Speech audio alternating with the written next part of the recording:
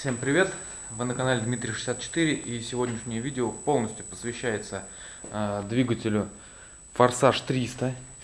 Значит, что происходит с этим двигателем? Короче, задолбал меня стук на этом двигателе, да? Начал я лазить искать. Вот так вот я разобрал весь мотор. Я вскрыл поршневую, вскрыл крышку, разобрал сцепление. Здесь нигде ничего не люфтит, нигде ничего не гремит, нигде ничего не болтается.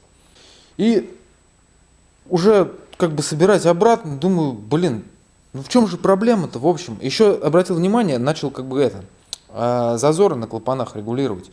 И не получается, то есть получается, что зависит впускные от выпускных. Как бы поджимаешь кверху, ну, кулачок, уходит зазор там. Блин, поджимаешь, например, другой кулачок, уходит там зазор, ну, на выпуске. Думаю, дай поболтаю за распредвал. За распредвал херакс, он болтается. Значит, что эти долбоебы сделали? Пока раскручено. Это, кстати, касается, ну, абсолютно всех форсажев, я так понимаю. Владельцы, сейчас, извините, владельцы данных аппаратов, если вас преследует стук, обязательно посмотрите, есть ли под крышкой головки прокладка. Значит, что эти имбецилы китайские сделали? Я не знаю, может быть это на ИЖ, может быть это китайцы. Кто из них долбоеб, я не знаю. Значит, что они сделали? Как вообще устроено? Вот головка и крышка, да, вот постель распредвала. То есть протачивается все за один раз в размер, без прокладки. Нахуя вы ее сюда положили?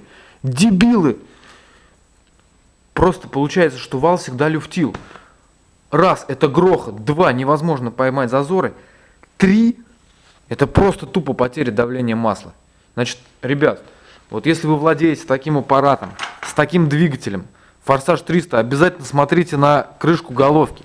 Если здесь лежит прокладка, видите, да, и вас заебал какой-то стук, просто прям смело, блядь, снимаете крышку, выкидываете нахуй прокладку, тоненько герметиком, регулируйте клапана. Все, я думаю, стуков больше никаких не будет.